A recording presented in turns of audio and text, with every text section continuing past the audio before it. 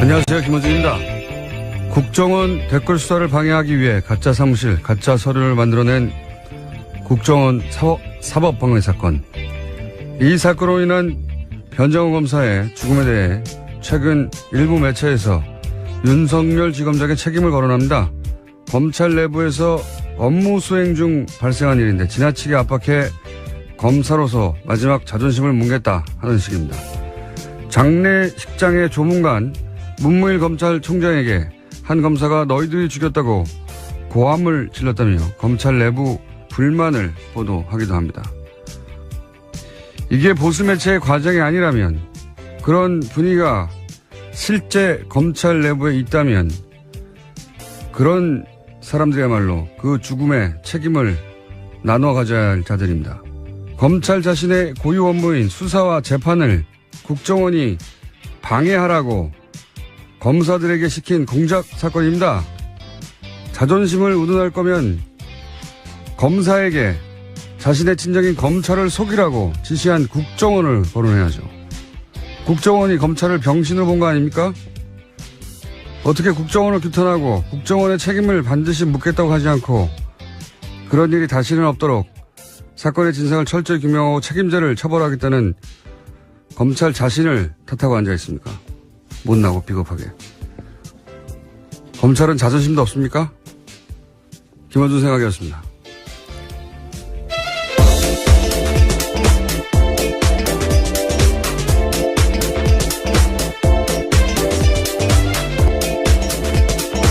시사인의 김은지입니다. 요즘 그런 기사가 많이 나와요. 네, 그렇죠. 네, 검찰 내부가 어떻다니 주로 보수 매체 중심으로. 근데 이제 화를 내야 되는데 상대가 무서운 상대면 대신 화를 쏟을 상대를 찾아요, 보통. 네. 저는 딱 이런 경우라고 보는데 국정원이 자기 친정인 검찰을 속이라고 파견 검사들한테 시킨 거 아닙니까? 검찰을 병신 만든 거예요, 이게. 네, 위법한 지시라면 따를 필요가 없습니다. 이문정 검사건에서도 충분히 나오는데요. 무죄 구형했다가 지금 모든 것들이 다 무죄가 됐거든요. 위법한 지시를 따를 필요 없습니다. 근데 그 개개인 검사들이 무서워서 그랬다고 쳐요. 박근혜 정권 시절에 국정원에서 시키니까 개개인들은 그렇다고 쳐요. 하지만 이제 나중에 사정을 보니까 이제 이게 속이라고 한 것이고 진실이 드러났어요. 그러면 검찰이 화를 낼 대상은 박근혜 정권 그리고 그때 국정원을 향해 하는 건데, 그리고 자존심은 국정원이 그런 일을 검찰에게 더군다나 그걸 파견 검사에게 시켰다. 이럴 때 구겨져야 되는 거죠, 자존심이라는 게. 예.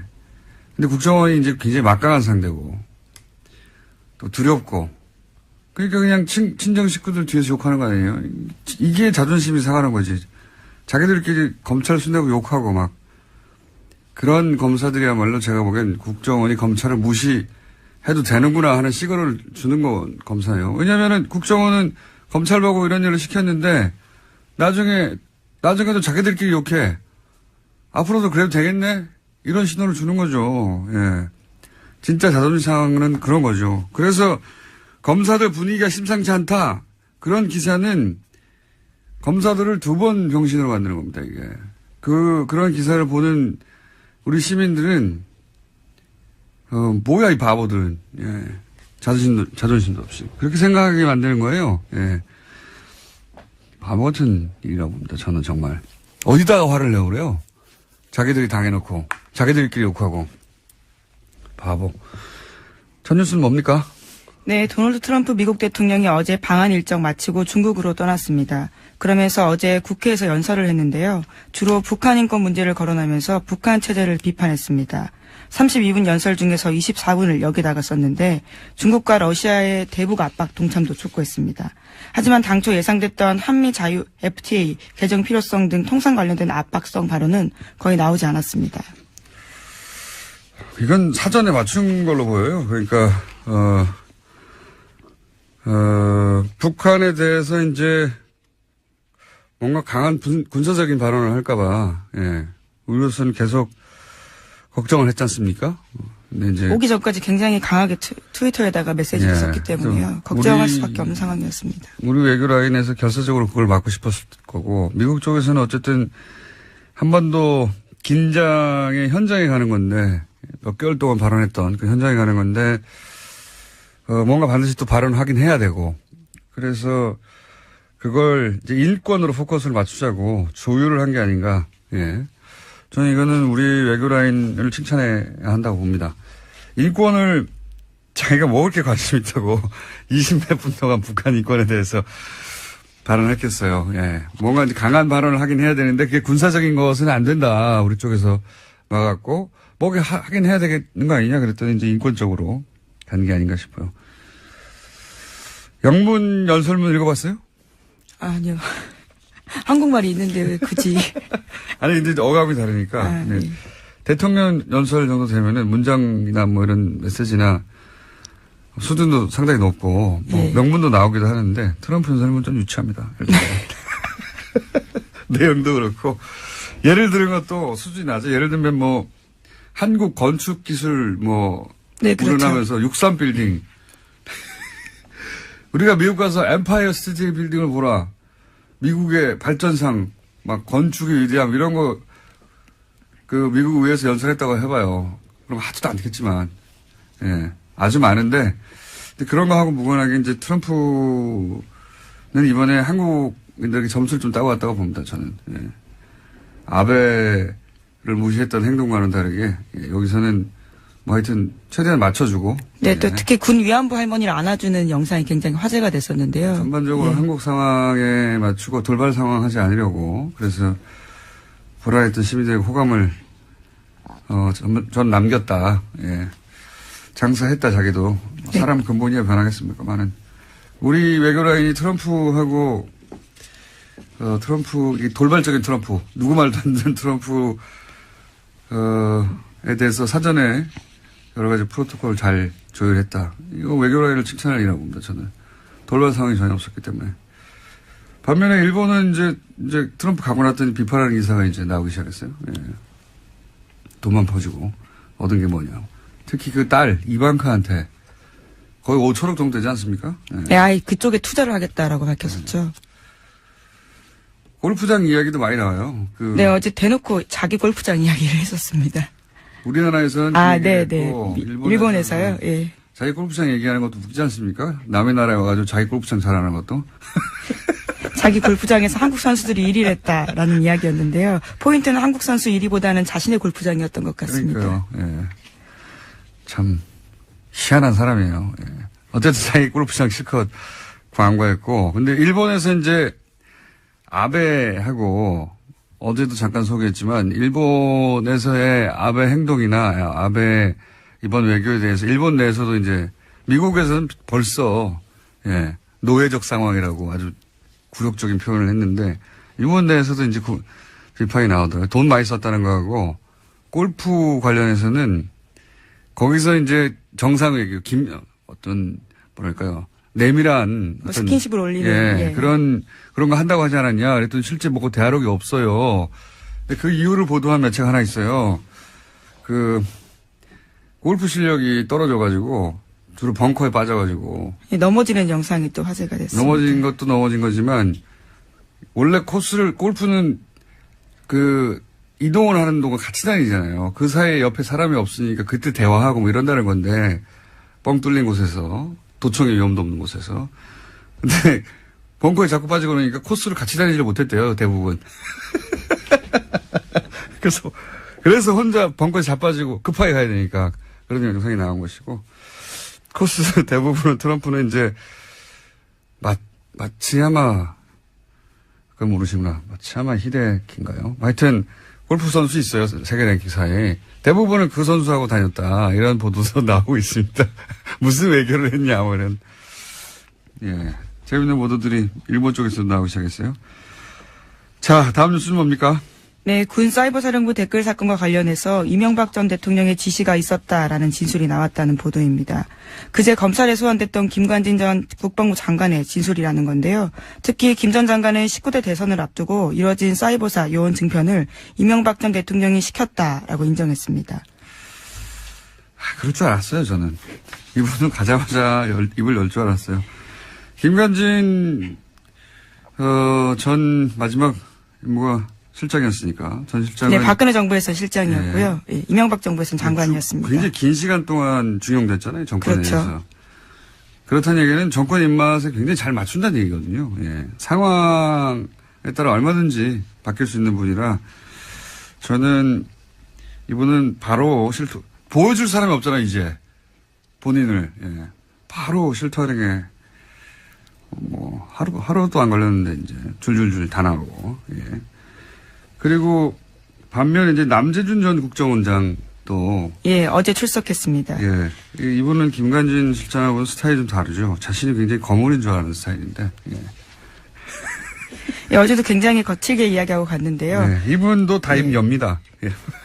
왜 그러냐면 이건 본인이 거물인 줄 아는 스타일이거든요. 대선 출마도 막 하고 막. 예, 실제로 예, 그렇죠. 예, 본인이 정점에 올라 있는 분이라고 착각하는데 국정원에는 이렇게 다른 출신으로 와서 국정원장 하고 지나가는 사람들한테 국정원 별 관심 없어요. 관심 없는데 대단하다고 생각하는 분들이 이제 검찰 조사를 받기 시작하면 본인이 거물이 아닌 것을 깨달아가는 과정이거든요. 예. 거물이 아닌 걸 깨달으면 또 입을 다 엽니다. 이분도 많은 이야기를 하실 것이다. 저는 전망하는 바입니다.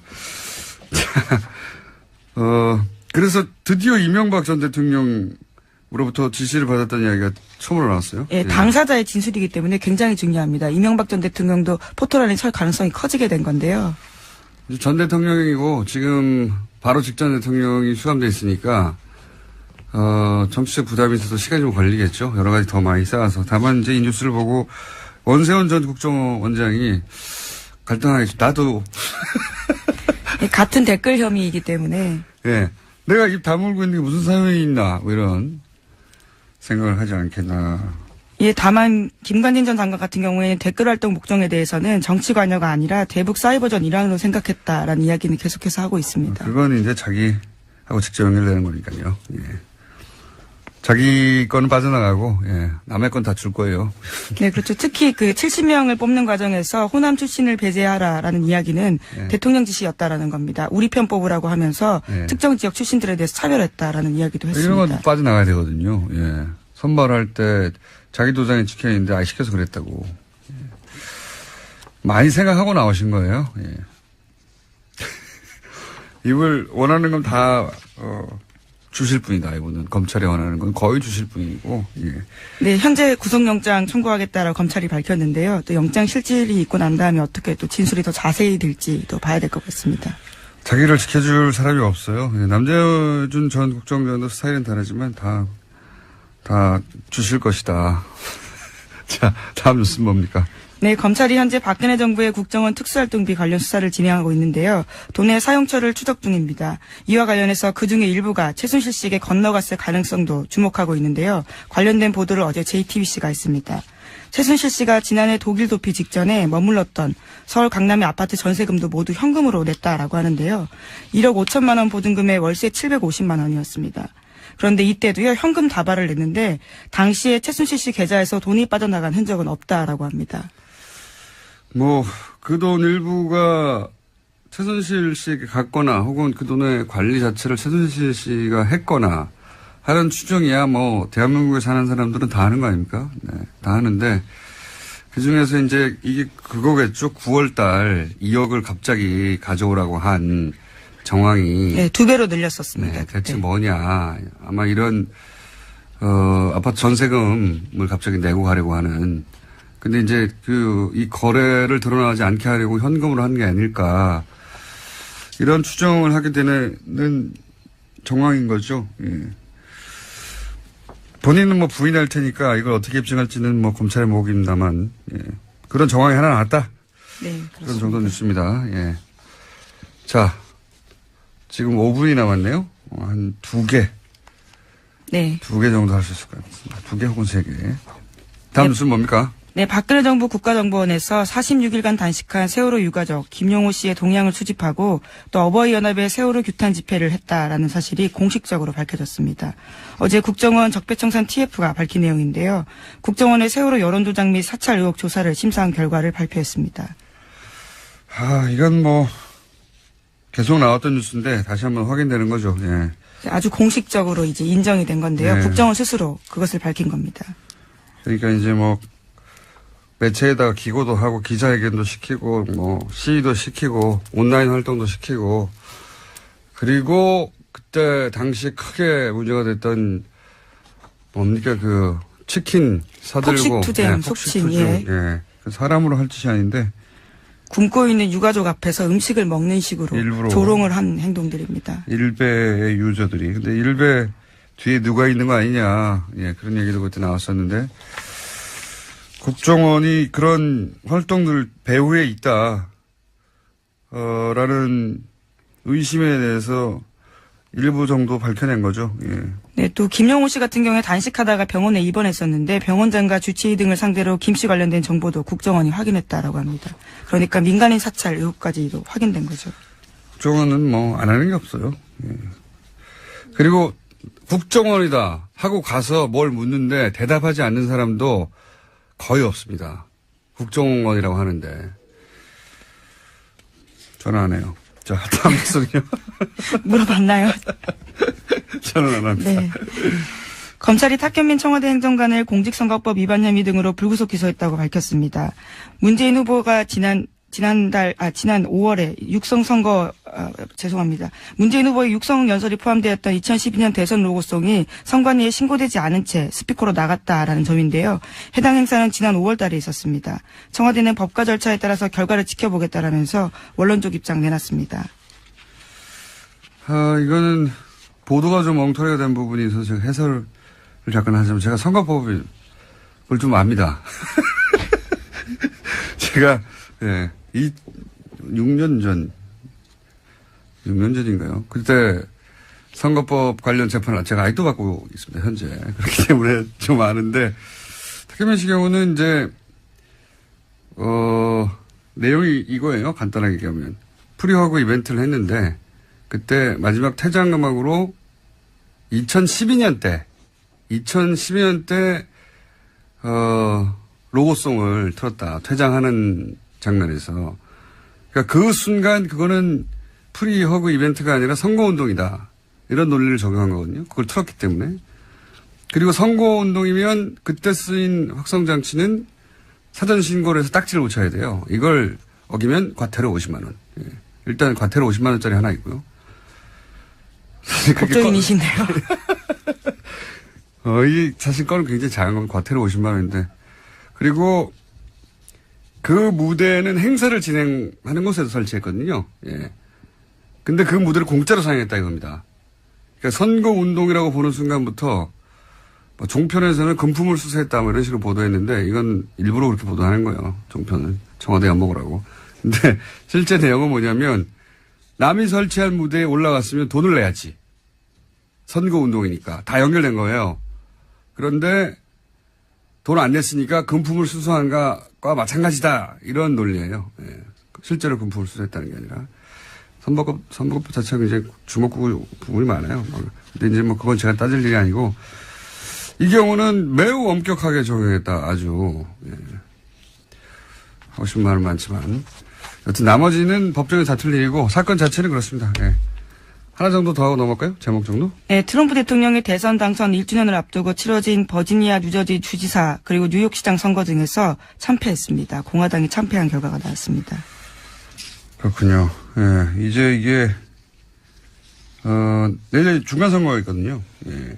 그러면 이제 공화당이 트럼프하고 같이 가느냐 아니냐 여기에 따라서 매우 중요한 지표가 되는 거죠. 안 그래도 공화당 쪽에서 트럼프가 불안하기 때문에 트럼프 간판으로 선거하면 이길 수 있는가. 예, 그런 걱정들을 하고 있는데 지금 이 트럼프가 진 버지니아 뭐 이런 데가 경합 스윙 스테이트라고 경합주. 예, 민주당이 이겼다 공화당이 이겼다 하는 곳인데 여기서 이제 민주당이 크게 이겼다. 예. 네, 그렇죠. 당장 그래서 버지니아주 공화당 하원 의원들 같은 경우에는요, 민주당의 버지니아 압승은 백악관에 대한 거부로 판단된다면서 트럼프 대통령에 대한 공격을 시작했습니다. 거리두기를 해야 되는군요. 예, 이럴 경우에. 그러면 이제 내년에 트럼프의 운명이 이 지방선거와 관련해서 크게 크게 갈릴 수도 있습니다. 어떻게 될지 모릅니다.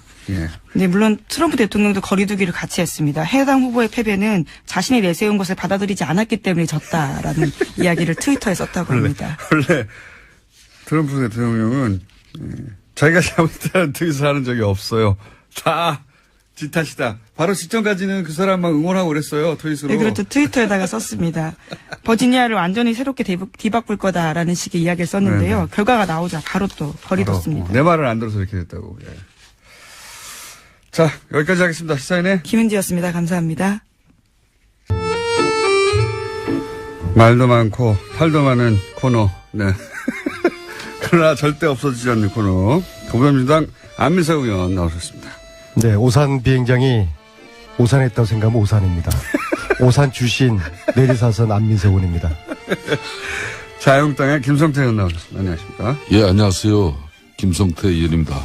이번 국정감사에서 네이버는 우리 국민들에게 핫 이슈로 이렇게 떠올랐습니다. 갑자기 네이버를 또. 제가 이 이야기는 네. 이제 안민석 의원이 이 방송을 통해서 늘 뭐 엄청난 이슈를 이렇게 던지는 경우가 많았는데 네. 제가 하나 알려드리려고 하고 있습니다. 어떤 걸 참 알려주세요? 기대가 되는데요. 예. 성남시에 이재명 시장이 성남시장이 그러니까 이재명 시장이 구단주로 있는 성남에는 프로축구단 성남 FC가 있다는 거 알고 계시죠? 네. 문제는 이 성남 FC에 네이버가 저소득층 지원을 위한 시민 단체를 거쳐서 39억을 지원을 했어요.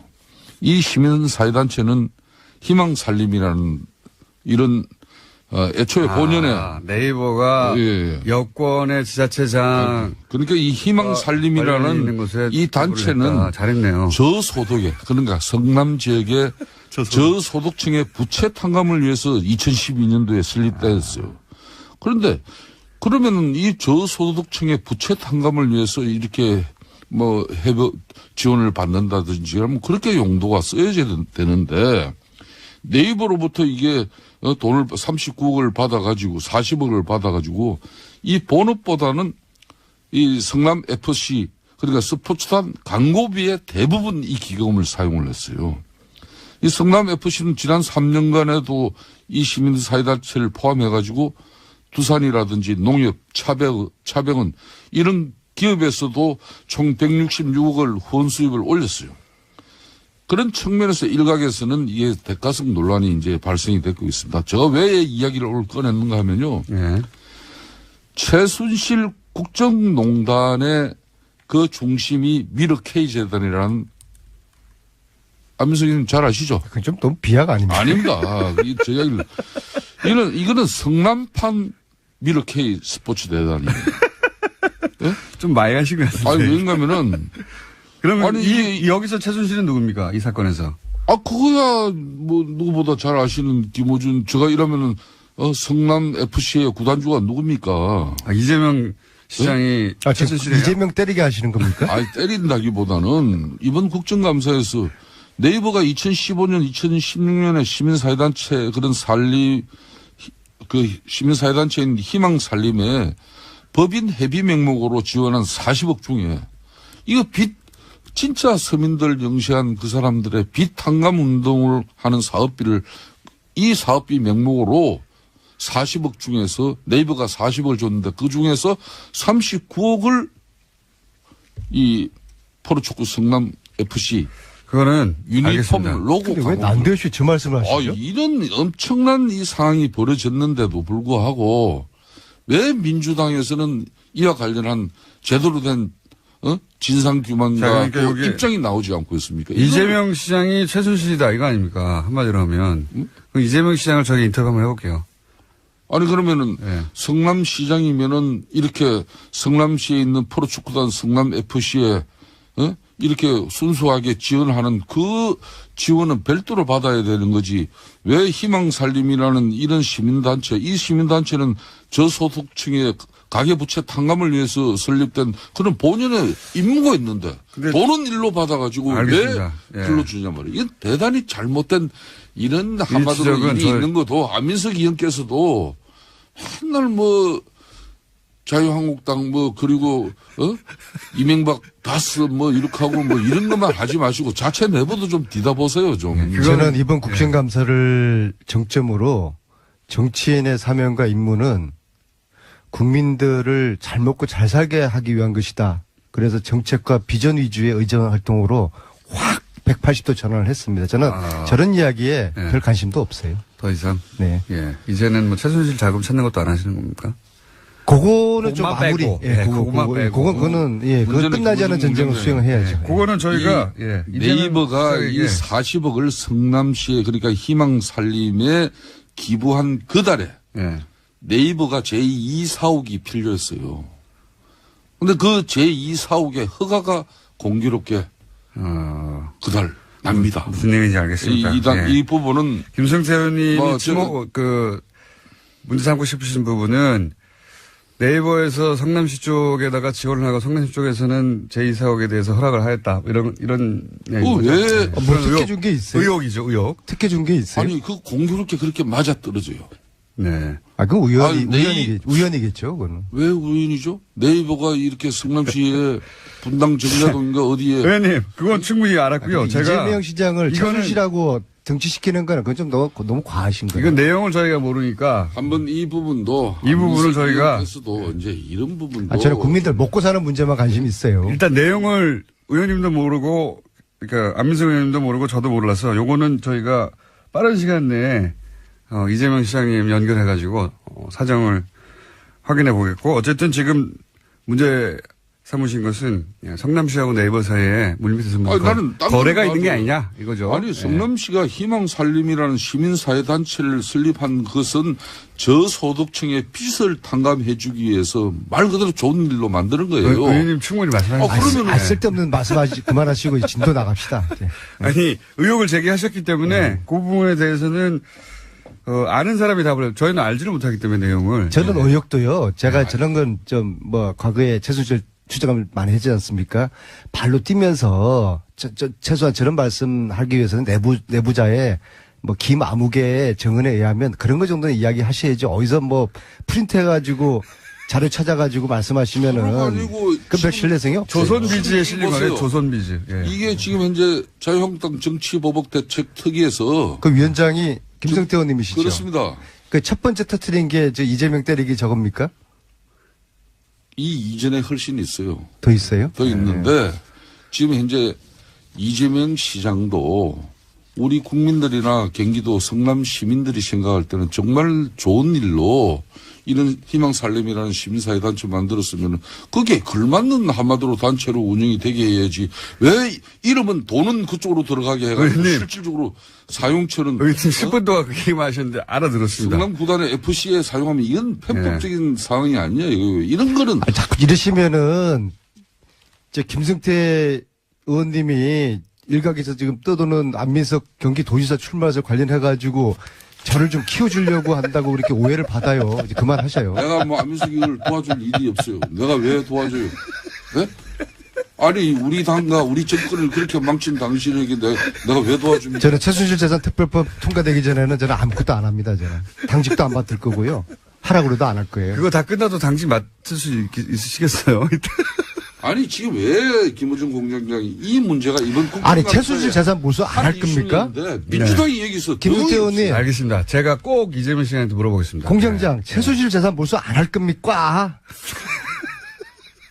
그렇게 하시니까 국민의당에서 고발하는 거 아닙니까 의원님을 국민의당 괴롭힌다고. 세 번째 고발 당했는데요.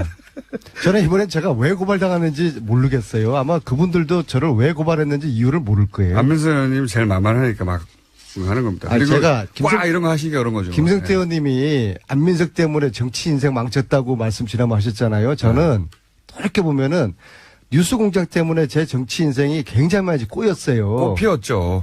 고발도 많이 당하고 이번에 국민당이 고발한 이유는 제가 볼 때는 안철수의 복수라고 봅니다. 본인은 적폐청산은 정치 보복이라고 말씀하셨지만은 안민석에 대한 복수를 좀 중간에 왜 했어요. 의원님한테 복수를 합니까? 이것도 뉴스공장 때문에 그런 거 아니에요. 박근혜 같은 혼밥족일 수 있는 그런 의심을 제가 그런 말을 한 게 아니고 했더니 의원님이 그런 말을 하신 거 아닙니까? 그래서 국민당이 난리가 난 거 아닙니까? 그래서 그거 화날 수 있죠. 당연히. 뉴스공장은 이런 겁니다.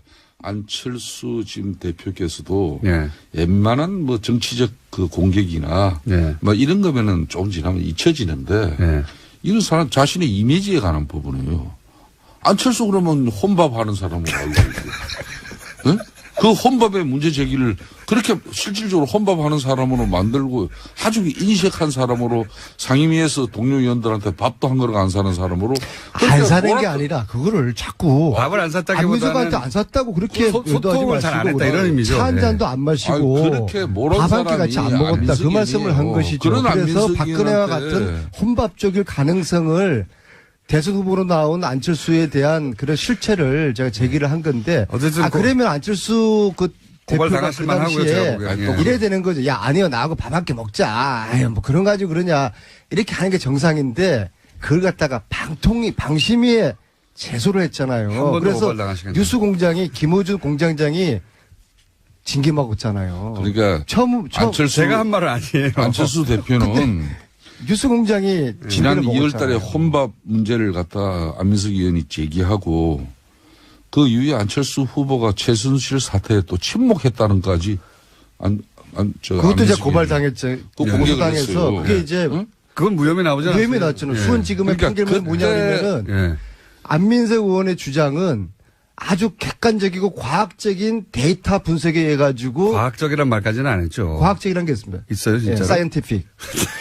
그래서 그게 아니, 이제 안철수 대표한테는 속기록을 검색해보고 한 말이다 이런 말이죠. 예. 그러니까 지금 안민석 화가 난 거예요. 그래서 안철수 저한테 의원은 화는 날 만하죠. 예. 무차별 정치 복수를 지금 하는 겁니다. 그러니까 안철수 의원이 지금 어떤 힘들어 죽겠어요. 상황이면요. 그 당시에 혼밥 뭐 그런 문제를 가지고 이렇게 살짝 던져놓은 돌 하나가 결과적으로 국민의당의 대선 플랜을 꼬이게 만드는 그런 파장을 일으켰어요. 아, 그랬습니까? 결과는 또 지금 당내 분란에 항상 이게 소재로 또 등장합니다.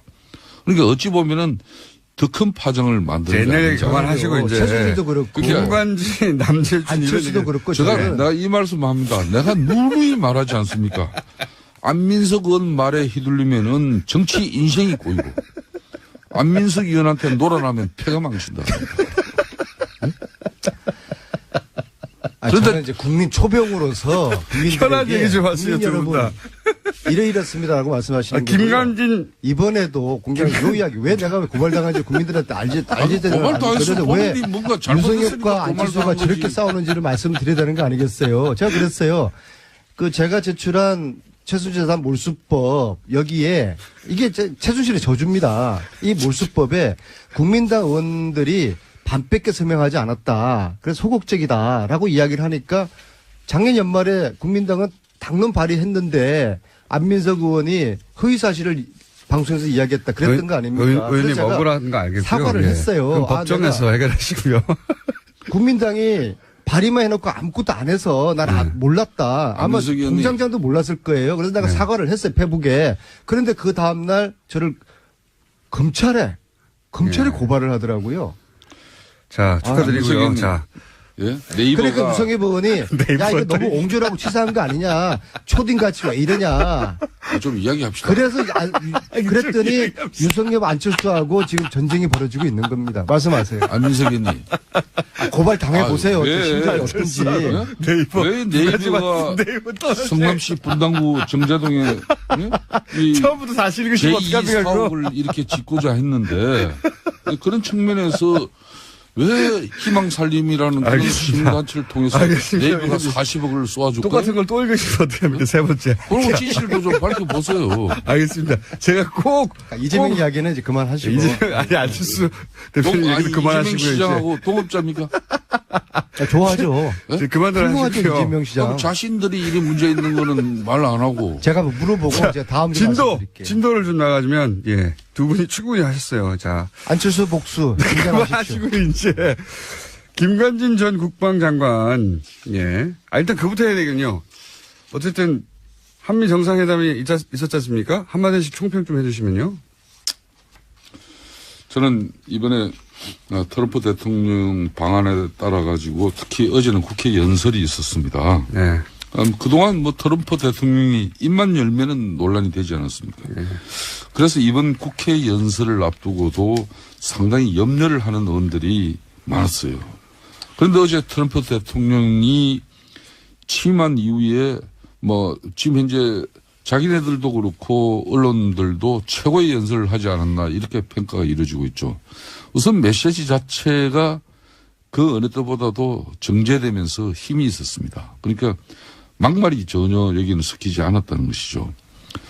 특히 한국에 대한 애정, 그러니까 한국의 성장, 발전, 그리고 심지어 미국을 석권하고 있는 그런 여성 프로 골퍼들에 대한 칭찬에서부터 또 한국 작가들이 연간 4만 권에 이르는 책을 저술을 하고 있다는 그런 측면에 참 그런 이야기를 이렇게 곁들이면서 하는 걸 보고 많이 준비했구나. 반면에 북한에게는 한국이 이렇게 이룩한 기적에 빗대서 강력한 경고를 한 방 날렸습니다. 뭐 그런 측면에서 또 굳건한 한미 동맹을 뭐 재확인할 수 있었던 그런 자리이기 때문에 저는 큰 의미가 있었다고 봅니다. 네. 제가 지난 6월에 공군 1호기 대통령 전용기를 타고 특별 수행원으로 미국 갔을 때만 하더라도 트럼프와 문재인 사이에는 묘한 의구심과 불신이 흘렀어요. 트럼프 쪽에서는 문재인 대통령을 향해서 혹시 공산주의자 아닌가, 커뮤니스트 아닌가라는 의심을 가지고 설마 있었고, 공산주의까지 생각했지만 실제 어쨌든 그렇습니다. 그다음에 신뢰가 없었다 이거죠. 문재인 네. 대통령 쪽에서는 트럼프 너무 통제가 안 되고 이 예측이 불가능하다 그랬는데 몇 달 사이에 이번 특히 방미를 통해서 방문을 통해서 두 정상의 이 신뢰가 굉장히 많이 돈독해졌다는 걸 느낄 수 있어요. 만찬에는 초대 못 받으셨죠?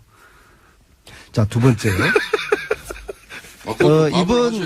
이번 만찬은, 이 방문은 한미 동맹 관계를 확실하게 보여주었다. 알겠습니다. 그래서 네. 코리아 패싱, 이런 이야기가 이제 사라졌다. 네. 그래서 앞으로 우리 그 국회에서도 여야가 이제 정쟁 그만하고 초당적으로 이런 안보 문제, 미국 가가지고 전술핵 배치해달라고 비굴하게 그런 사정하면 안 되죠. 안보 문제만큼은 한 목소리가 여야가 내야 되지 않겠습니까? 말씀은 왜 야당이 그러냐면서 좀 네? 분발하시고 좀 잘 하셔요. 안민석 의원님 네.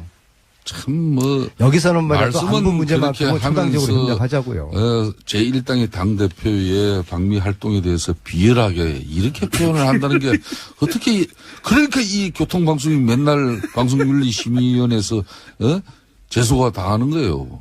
언제까지 안민석 의원은 맨날 고발이나 당하고 본인만 고발 당하면 되는데 이 방송까지도 고발이 당한단 말입니다.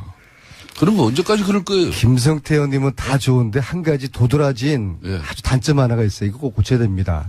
저만 보면은 목소리가 이렇게 높아집니까? 아니 나는 목소리도 높아질 일도 없고 앞으로 이제 그러면 굳건한 한미 동맹은 민주당이 목소리 높였어요. 저희들은 목소리 죽일게요. 미국에 갈 일도 없지 그러면은 그렇게 하시겠습니까? 네. 예? 네. 초당적으로 협력하죠. 예. 김성태 안민서부터 안보 문제만큼은 그렇죠. 서로 협력하죠. 사드 유지하고 네. 예? 지금 두 분이 당을 사드하고는 전혀 또 네. 별개 말씀인데 왜 또 사드 사드 이야기를 유지하면서 꺼내십니까? 북한의 핵미사일을 제거하기까지는 사드가 강력하게 필요 북한 없는 제재 대한민국을 압박해야죠. 사드가 필요 없는 한반도를 만들어야죠.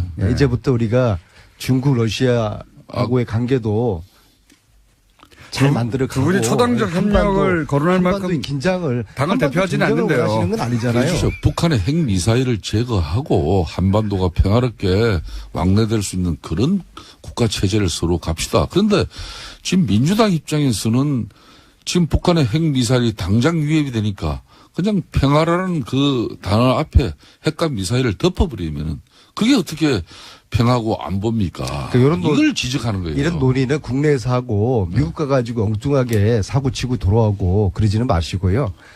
뭐 의견은 다를 수가 있잖아요. 국내에서 이야기하고 그다음에 좋은 의견 도출해가지고 이 안보 외교만큼은 우리 초당적으로 협력하자고요. 그러니까 지금 그리고 오늘 한반도 전쟁을 원하는 건 않잖아요. 지금도 안민석 의원님 북한의 핵 잠수함이 그리고 핵 항공모함이 3척이나 와서 북한의 핵과 미사일을 제거하고 제재하는 압박의 수단으로 지금 도움되고 있습니다.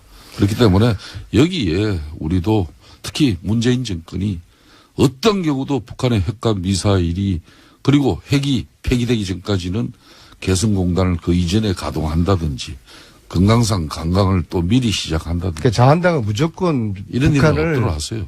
비틀고 조르고 압박하자고 하는데 물론 그 필요합니다. 또 한편으로는 대화를 끊임없이 해야죠. 투체력으로 가야 되는 거죠. 북한하고. 이건 어떻습니까? 김관진 전 국방장관이 사이버사 증언이 이명박 대통령 지시였다고 했는데 이렇게 되면 이명박 대통령도 책임을 피할 수 없게 된 거 아닙니까?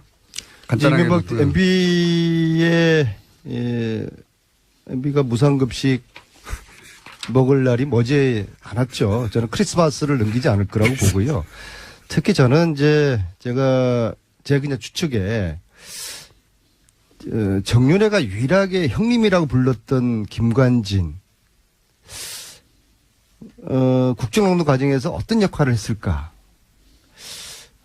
끊임없이 제기되는 MBC뿐만 아니라 박근혜 정권에서도 역할을 했을 것이다. 최순실이가 어떤 무기와의 무기 거래 이런 이야기들이 저는 김관진의 커넥션 이 부분을 검찰이 이 부분을 최순실, 김관진 무기 거래 이 부분을 검찰이 저는 김관진을 구속시켜야 된다 봅니다. 그 안민석 구속시켜서 입장은 청구됐습니다 이미. 예. 제가 이참에 한 말씀 드리겠습니다. 그런데 판사들을 믿을 수 없다기는 좀 그렇지만요. 고발당하신 입장에서 그런 말 하시면 안 되고요. 아니, 그리고 말이에요. 법정에 썼을 텐데. 지난번에 이영훈 부장판사 있지 않습니까? 이재용의 그 주심판사를 맡아서 그것도 역시 제가 뉴스공장에서 그 사실을 이영훈 판사의 장인이 최순실의 후견인이다.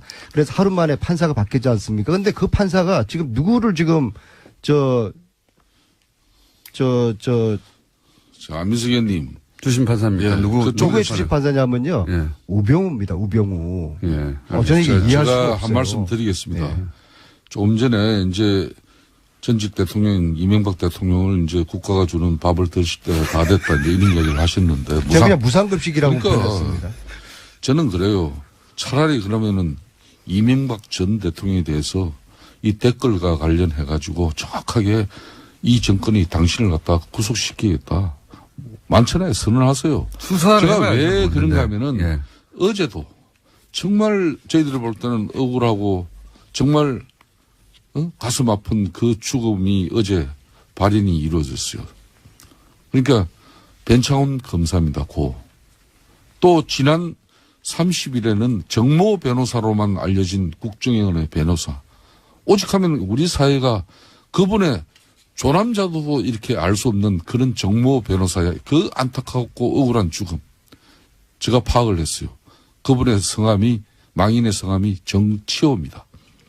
정치호 변호사의 그 또 안타까운 죽음에 대해서 그 죽음이 왜 이루어졌겠습니까? 아니 고인들의 죽음은 안타깝지만요. 국정원 댓글 수사로 인해서 국정원 원장을 구속시켰으면은 국정원 원장이 그걸 책임지는 것이지 또 더 나아가서 MB에 대해서 그 최종 종착역이 목적은 무상급식을 무료로 드리는 그 이유로 하면은 그렇게 바로 가서 왜 주변에 이 참 힘없고 이 정말 시켜서 할 수밖에 없었던 그 상황의 공직자들을 죽음으로 내보는 국정농단에 한마디로 부역했던 살인 정치, 보복 정치 국정농단에 부역했던 검사나 변호사 관련자들은 자살할 게 아니라 자백을 해야 되는 것이죠. 이 역사 변창훈 앞에. 검사 사망 사건은 문재인 독재가 홍위병을 앞세운 대통령 정치와 친문 독재를 넘어서 살인 독재로까지 치닫고 있는 이런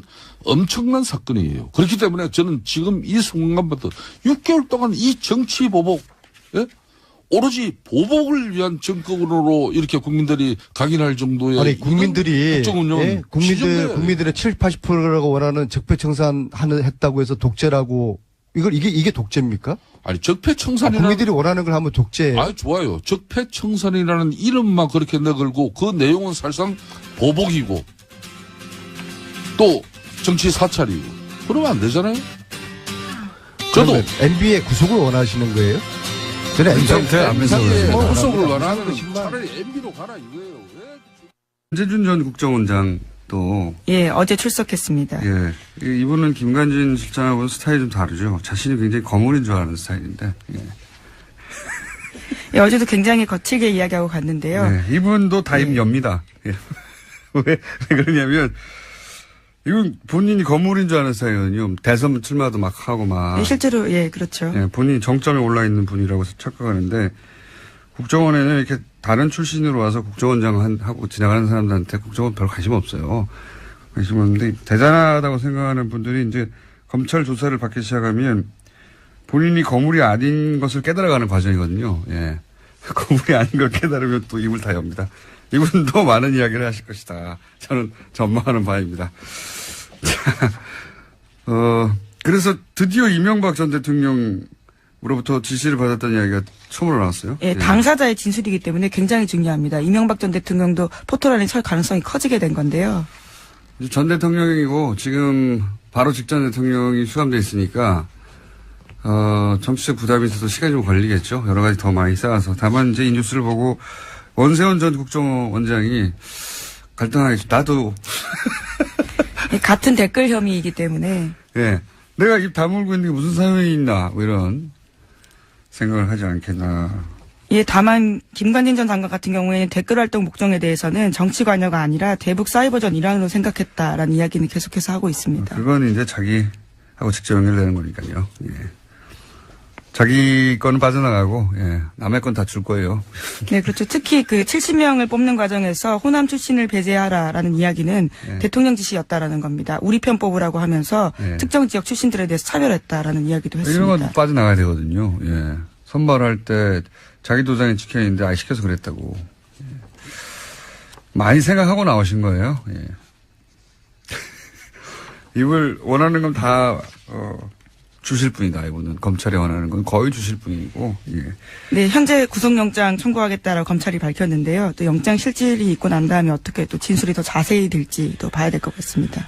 자기를 지켜줄 사람이 없어요. 예. 남재준 전 국정원장도 스타일은 다르지만 다 주실 것이다. 자, 다음 뉴스는 뭡니까? 네, 검찰이 현재 박근혜 정부의 국정원 특수활동비 관련 수사를 진행하고 있는데요. 돈의 사용처를 추적 중입니다. 이와 관련해서 그중에 일부가 최순실 씨에게 건너갔을 가능성도 주목하고 있는데요. 관련된 보도를 어제 JTBC가 했습니다. 최순실 씨가 지난해 독일 도피 직전에 머물렀던 서울 강남의 아파트 전세금도 모두 현금으로 냈다라고 하는데요. 1억 5천만 원 보증금에 월세 750만 원이었습니다.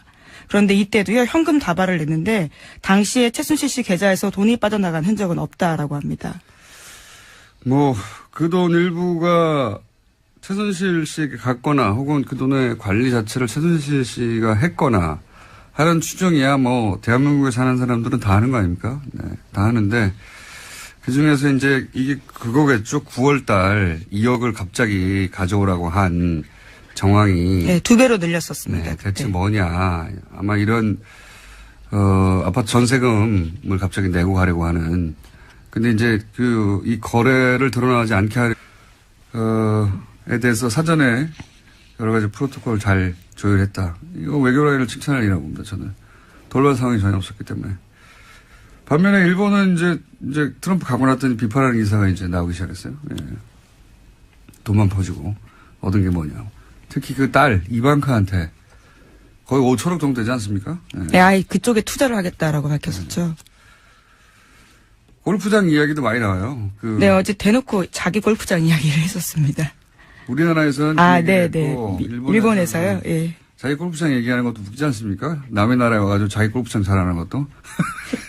자기 골프장에서 한국 선수들이 1위를 했다라는 이야기였는데요. 포인트는 한국 선수 1위보다는 자신의 골프장이었던 것 같습니다. 그러니까요. 예. 참 희한한 사람이에요. 예.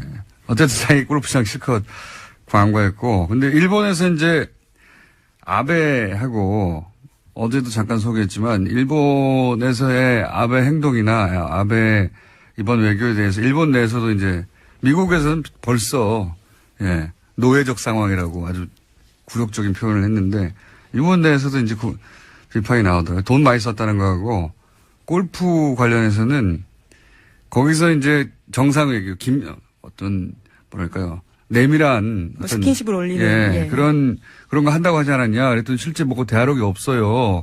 근데 그 이유를 보도한 매체가 하나 있어요. 골프 실력이 떨어져가지고, 주로 벙커에 빠져가지고. 넘어지는 영상이 또 화제가 됐습니다. 넘어진 것도 넘어진 거지만, 원래 골프는 이동을 하는 동안 같이 다니잖아요. 그 사이에 옆에 사람이 없으니까 그때 대화하고 뭐 이런다는 건데, 뻥 뚫린 곳에서, 도청의 위험도 없는 곳에서. 근데, 벙커에 자꾸 빠지고 그러니까 코스를 같이 다니지를 못했대요, 대부분. 그래서 혼자 벙커에 자빠지고 급하게 가야 되니까 그런 영상이 나온 것이고, 코스 대부분은 트럼프는 이제, 마츠야마, 그건 모르시구나. 마츠야마 히데키인가요? 하여튼, 골프 선수 있어요. 세계 랭킹사에. 대부분은 그 선수하고 다녔다. 이런 보도도 나오고 있습니다. 무슨 외교를 했냐, 뭐 이런. 예. 재밌는 보도들이 일본 쪽에서 나오기 시작했어요. 자, 다음 뉴스는 뭡니까?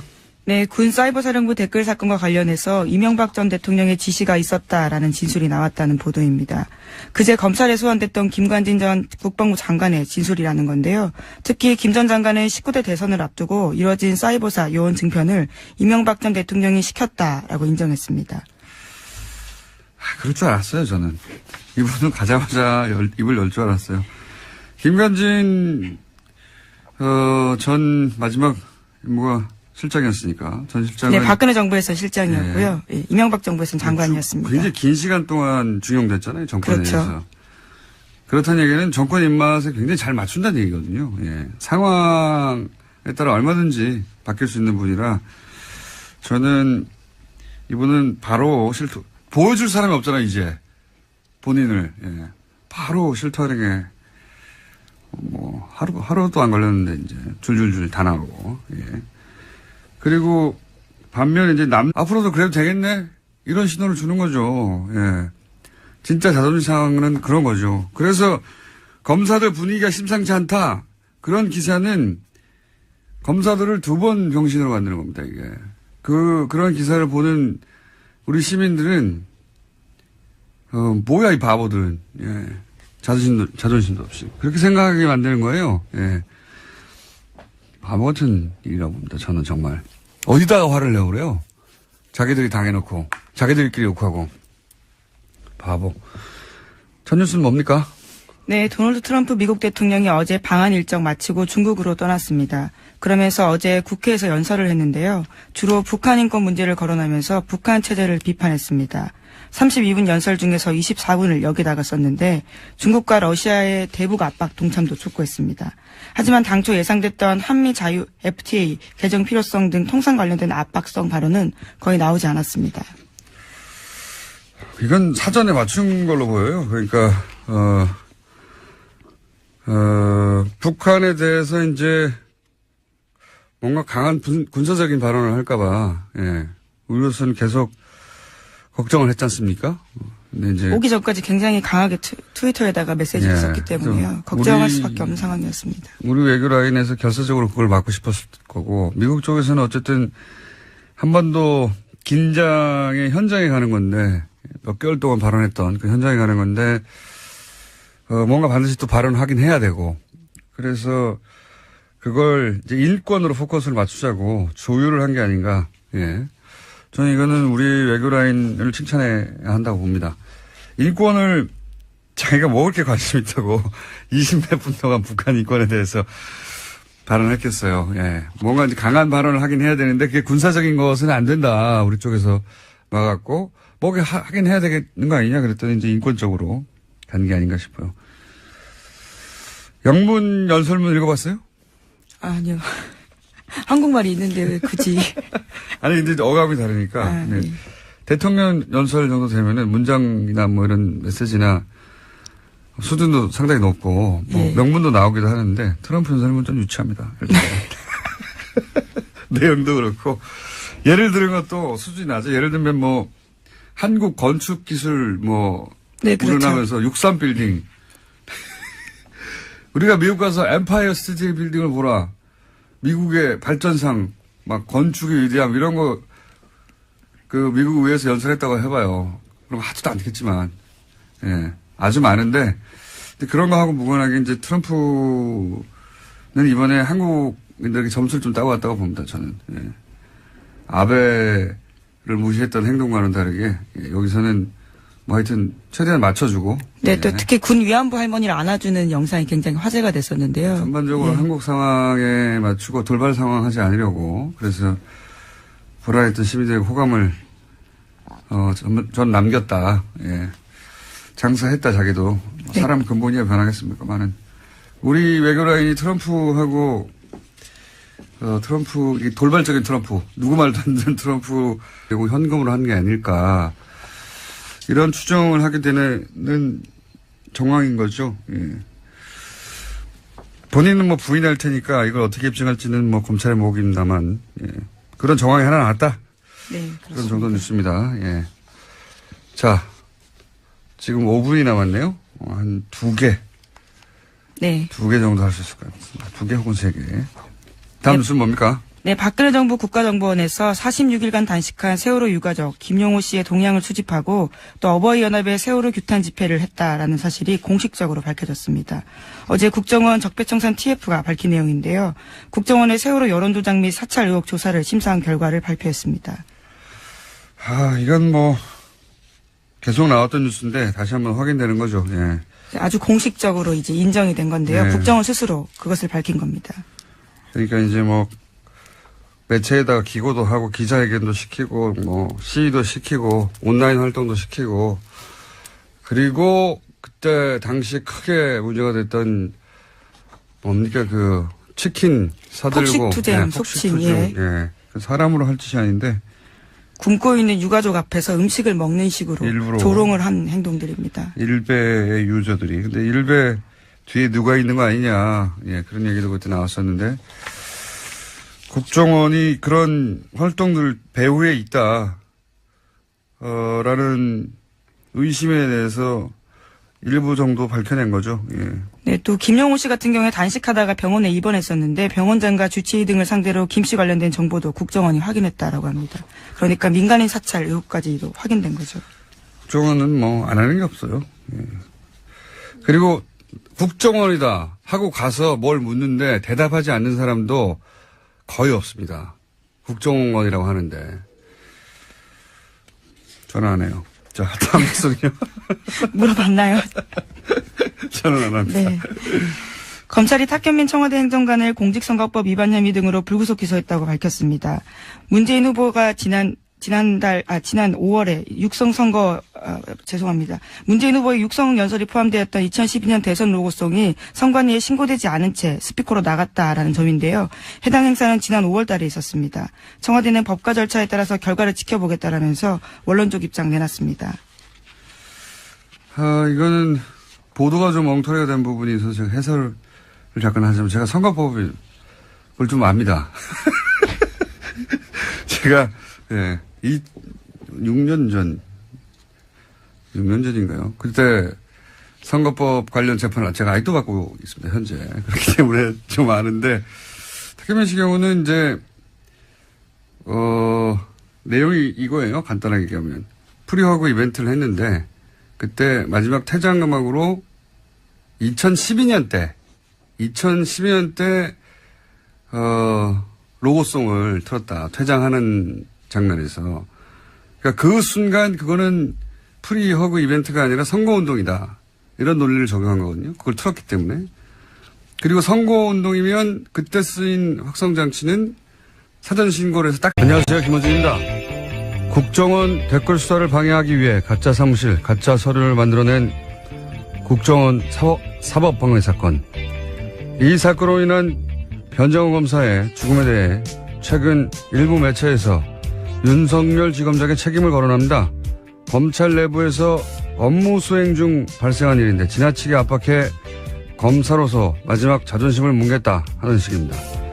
장례식장의 조문관 문무일 검찰총장에게 한 검사가 너희들이 죽였다고 고함을 질렀다며 검찰 내부 불만을 보도하기도 합니다. 이게 보수 매체의 과정이 아니라면, 그런 분위기가 실제 검찰 내부에 있다면 그런 사람들이야말로 그 죽음의 책임을 나눠 가져야 할 자들입니다.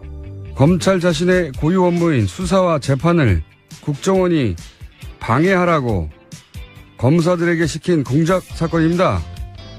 자존심을 운운할 거면 검사에게 자신의 친정인 검찰을 속이라고 지시한 국정원을 거론해야죠. 국정원이 검찰을 병신으로 본 거 아닙니까?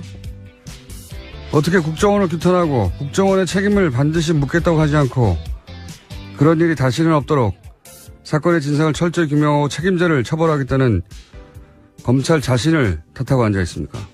못나고 비겁하게. 검찰은 자존심도 없습니까? 김원준 생각이었습니다.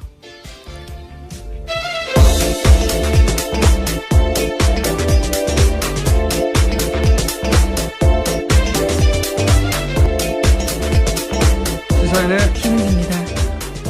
요즘 그런 기사가 많이 나와요. 네, 그렇죠. 네, 검찰 내부가 어떻다니 주로 보수 매체 중심으로. 근데 이제 화를 내야 되는데 상대가 무서운 상대면 대신 화를 쏟을 상대를 찾아요, 보통. 네. 저는 딱 이런 경우라고 보는데 국정원이 자기 친정인 검찰을 속이라고 파견 검사들한테 시킨 거 아닙니까? 검찰을 병신 만든 거예요, 이게. 네, 위법한 지시라면 따를 필요가 없습니다. 이문정 검사건에서도 충분히 나오는데요. 무죄 구형했다가 지금 모든 것들이 다 무죄가 됐거든요. 위법한 지시를 따를 필요 없습니다. 근데 그 개개인 검사들이 도움이요. 무서워서 그랬다고 쳐요. 박근혜 정권 시절에 국정원에서 시키니까 개개인들은 그렇다고 쳐요. 하지만 이제 나중에 사정을 보니까 이제 이게 속이라고 한 것이고 진실이 드러났어요. 그러면 검찰이 화를 낼 대상은 박근혜 정권 그리고 그때 국정원을 향해 하는 건데, 그리고 자존심은 국정원이 그런 일을 검찰에게 더군다나 그걸 파견 검사에게 시켰다. 이럴 때 구겨져야 되는 거죠, 자존심이라는 게. 예. 근데 국정원이 이제 굉장히 막강한 상대고 또 두렵고, 그러니까 그냥 친정 식구들 뒤에서 욕하는 거 아니에요. 이게 자존심이 상하는 거지. 자기들끼리 검찰 순대고 욕하고 막 그런 검사들이야말로 제가 보기엔 국정원이 검찰을 무시해도 되는구나 하는 시그널을 주는 건 검사예요. 왜냐면은 국정원은 검찰 보고 이런 일을 시켰는데 나중에도 자기들끼리 욕해.